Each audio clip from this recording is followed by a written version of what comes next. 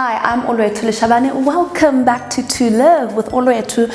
Before I carry on, please do like and subscribe and do that thing that does the bell so that you get notified when I'm uploading something. I'm gonna try and really be a lot more consistent with the uploading. I've really slacked. I want to share a journey with you that we're on with all the water, electricity issues in our country generally, not just our home.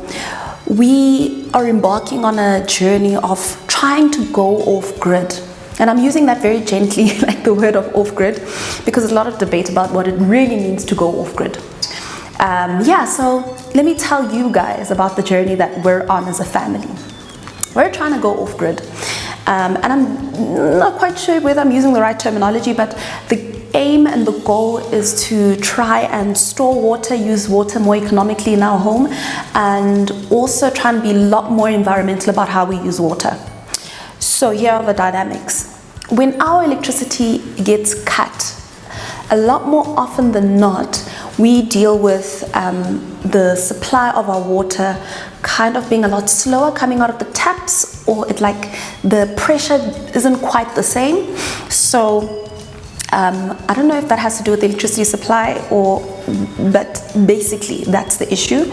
And then another thing is we've been experiencing a lot of water issues in our area where our water just gets cut, and we live in a smaller area within an area. So when it comes to then fixing or our water supply needs to be reestablished or turned back on, we're one of the small areas that we've had issues where we didn't have water for a week because they couldn't figure out which area you're in, what's happening, where do we reconnect. So we always deal with these really small issues that actually affect us in the longer term.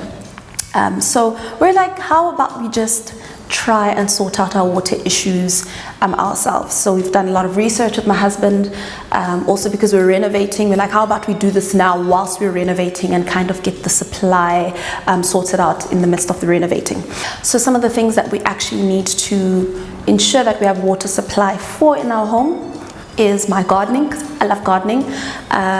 So trying to be a lot more environmental about how we use water for gardening, trying to move away from the municipal supply, and perhaps how do we store rainwater to be able to water my garden, for pool usage as well as our sprinkler system. So that's really where we're trying to be a lot more clever and environmental about water usage. I've partnered up with JoJo to make this happen and to kind of walk us through the journey of how we can be a lot more environmental, a lot more economical, because I'm going to save a lot of money in doing this and on this journey, and a lot more independent when it comes to our water. I'm not going to be 100% independent, but I am going to be mostly independent in my water usage and in my water supply in my house. So let me take you on the journey. On this video today, we have the Etienne, who is a representative from JoJo, who's going to come out to our house, and he's going to walk us through the journey of where we're going to put what, and also going to walk us through the journey of what we exactly need, because my husband and I are going to have to go shop at builders for all the supplies and find the supplies that we need. Very well. How are you? Good to see you guys. Nice to see you. Yes. 8 years, right? That's right, yes. And no. Yes. How are you? I have a lot of water outages here. Right. It's called Yes. water shedding. Yeah, in this part of town. Yes. So we want to just deal with it. So our water situation, where if the water is gone, we still want to be able to have water. Okay, yes. It's a horrible loss of dignity, isn't it? Not be able to flush the toilets and bath the kids and all that, yes. And when there's load shedding, we're one of those little areas that really gets also water shortage or water outage, because Yes. the water doesn't pump as hard Quite right. when yeah. there's load shedding in this area. Yes. Yeah. Now, look, municipal water is a, we've had such brilliant water supply over the years, and worldwide we're all battling with infrastructure and infrastructure spend and all that, and it is a reality, and it is nice to have that water backup, municipal backup in the background, so we can maintain our dignity and bath the kids and flush our loos and all that kind of thing. But the beautiful thing about rain harvesting is we can save. Don't worry about the kids. We'll just throw them in the pool. Yes. Okay. But rain harvesting is fantastic too. Rain harvesting really can make a difference to your garden. It can make a difference to your costings. You can save a lot of money from collecting water. And just as I was driving in here, I noticed you guys have got beautiful big roofs, and if we utilize those properly, we could make a real difference as far as water goes for your house. Just a backup. How would that work? Just having backup for municipality. The idea there is to have water stored in a clean, sealed tank. Now, JoJo sell tanks with a food grade lining on the inside, and that means your water is safe. So what we do is we store the water in the tank, then we recreate that pressure with a pump, and then we pump it into your house. So should the municipal water's pressure drop, or if it's cut off, then the pump will kick in and it'll supply your house with water. And Okay. and a well-designed system will cater for you in many ways. A well-designed system will fill automatically, will kick in automatically, so that you don't have to worry about, oh, have I turned the right valve on, or have I done the right thing? That's very important. Okay. And then, how? I'm also worried. Those things look ugly, man. They're big, and No, we're fortunate nowadays. We have a lot of color options too. Okay. There are different shapes. JoJo have various shapes that you can use. There's a couple of slimline tanks, and but for the majority, we get away with a round vertical tank. But the beauty is there we can choose different colors. So maybe we can find a color that suits you guys and that you enjoy. Okay. What we try to do is we try average it out. So we say, let's say between 100 and 150 liters per person per day. So let's say we have a household of 5 or 6 people, and it's between 7 people. So it's 700, 800 liters a day. Okay. So what we need to do is we. 7. You have one more child. Yes. Okay. I gotcha. So we need to cater for at least a weekend of water, 2 or 3 days of water. So typically in that scenario, I would suggest a 2,700 liter tank. Also, when we know there's a water cut, we can also hold back a little bit. We don't have to shower for as long. We don't have to necessarily flush the toilet every time. We can hold back and we can stretch that water out a little bit further. Yeah. So you're saying 2,700? 2,700 liters, I think, is a good place to start for a house. And house how your big? size. How big is it? It is 1.5 meters by 1.5 meters. So we need to look around and find a space that can do that. Okay. I would assume somewhere that's nice and hidden tucked away. Yeah. Yes. Yeah. Walk around. Okay, yeah, sure. Let me get my tape measure quick. Okay. That'll be 1.5 by 1.5. There is space here. No, this is on the way. This is a little bit in the way, but I think you're going to be walking here, you're going to be doing things like washing, etc., etc. So it's maybe not a good idea here. Yeah. Let's keep looking around. Yeah. I think. Do you utilize the space at the top for anything? Yeah. No. It's quiet here. Well, that's looking quite good, I must be honest, because a couple of reasons. If we were to put a tank this side, we're not blocking a window, we're not holding it is a dead space, it's not being utilized for anything at the moment. Let's have a look at the size. So 1.5 comes to where my foot is now, and again roughly to where you are.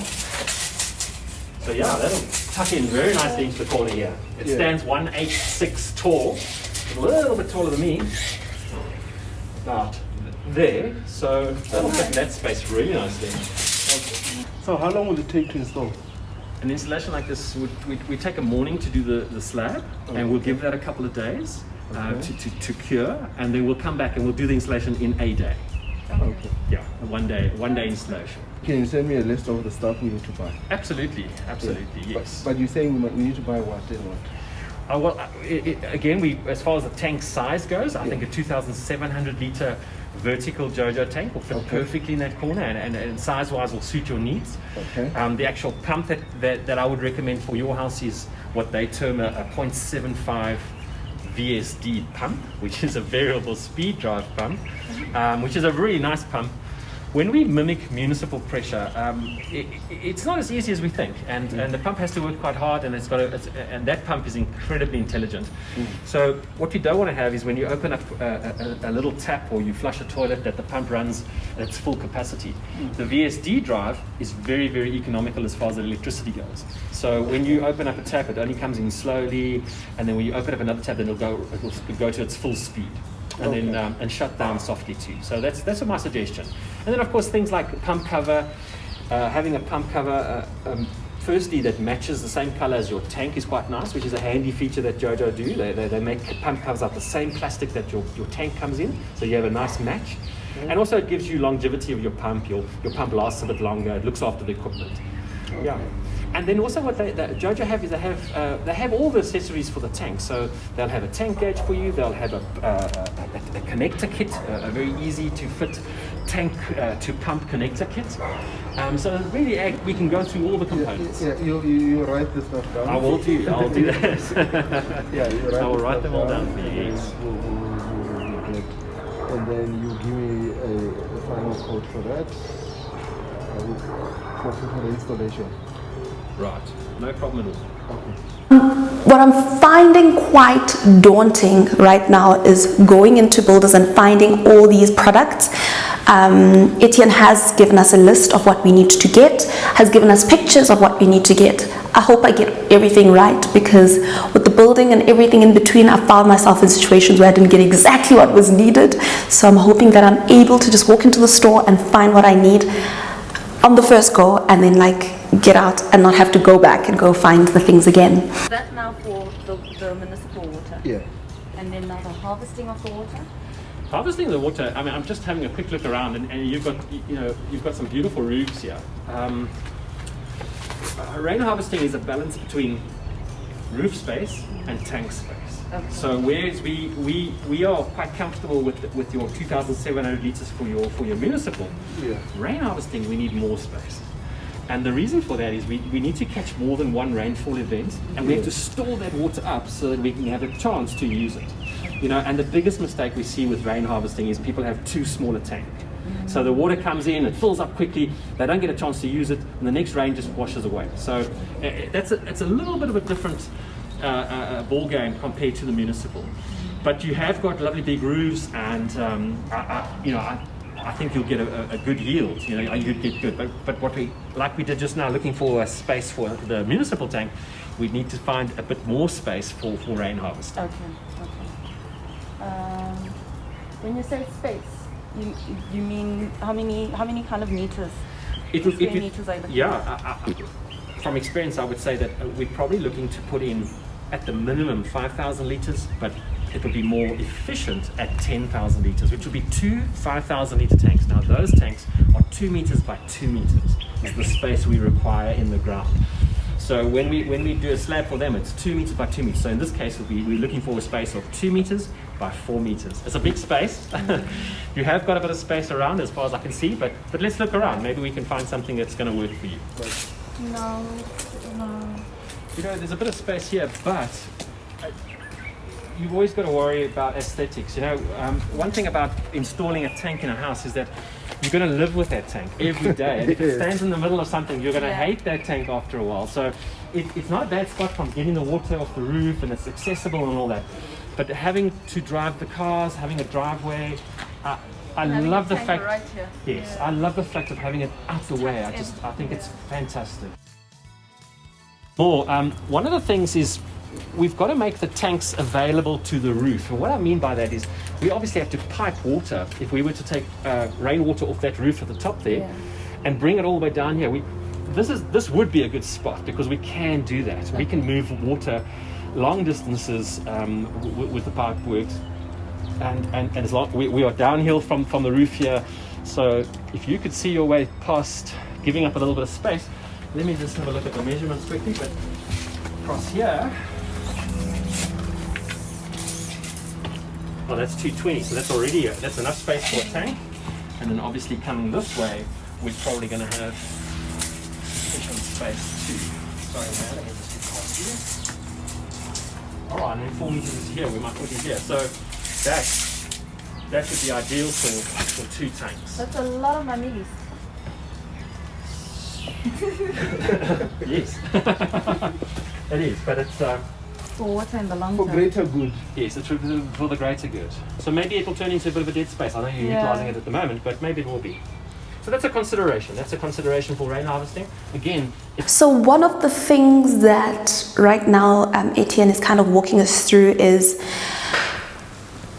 I'm going to have to give up a little bit of my garden space in order to put 2 tanks in. I mean, it's worth it because I'll probably have to find another corner to re-establish a new space for a garden. So that's going to take a lot of work too, but in the longer term, this will all work out. Yeah. did you know that JoJo do dog kennels? Really? Yes, they do beautiful plastic dog kennels and they last forever. They have a 10-year warranty and they are These are beautiful. only 6 months. Oh, shame. Okay. And clearly the rain has gotten to them. Yes, it has. No, they make the dog kennels out of the same material that they made the tanks, which is a polyethylene, and it has an incredibly long life, and very friendly and waterproof. Absolutely waterproof. So the dogs.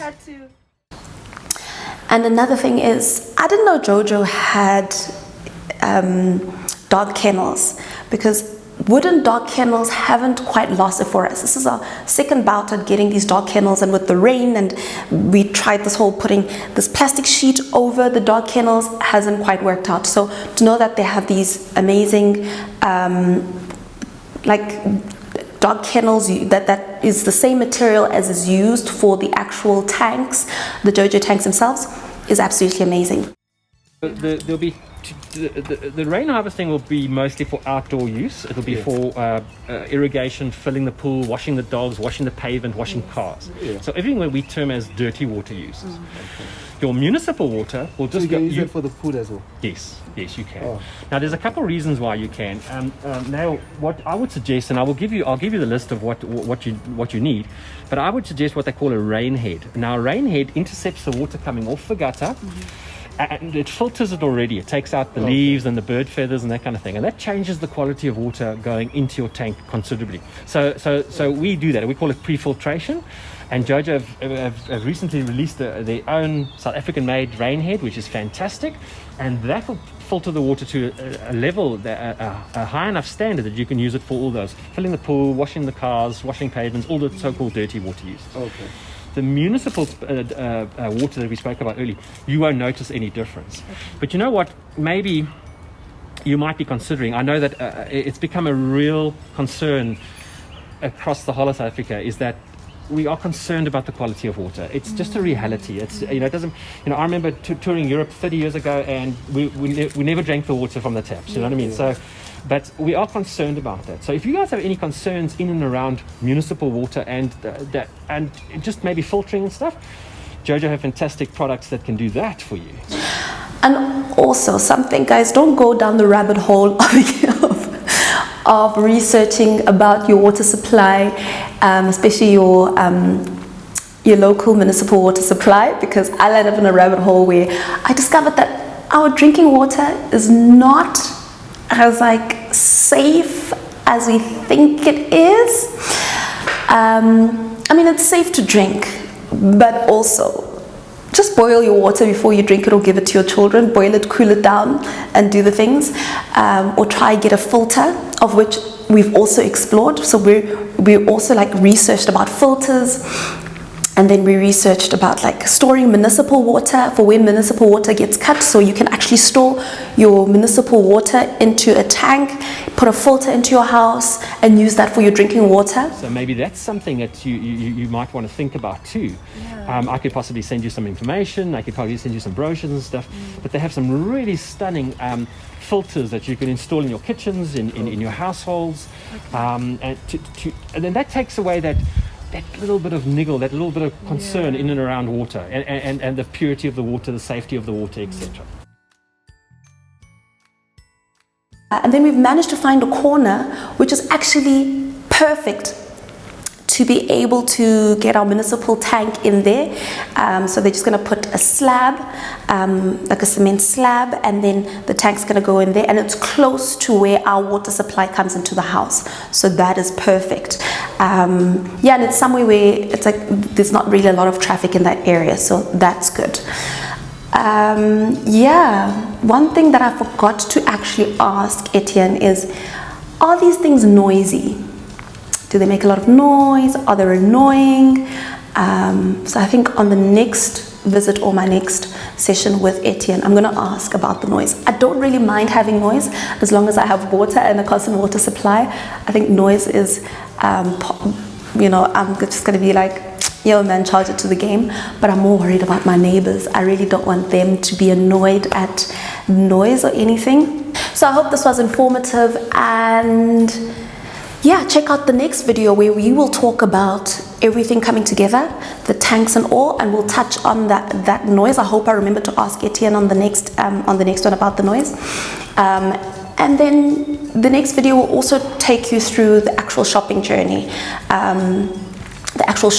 We went to Builder's Warehouse, we got everything, and we then shopped everything, and we kind of just gave it to Etienne. We got the tanks, we got the supplies, and we got all those little gizmos, because it's all these little things and the filters and whatnots. Yeah, so we got all the stuff and then kind of just gave it to the guys, and they came and they installed. Thank you for watching this video of To Live with Olwethu. Don't forget to like, subscribe, do the bell thing that gives you notifications when I upload.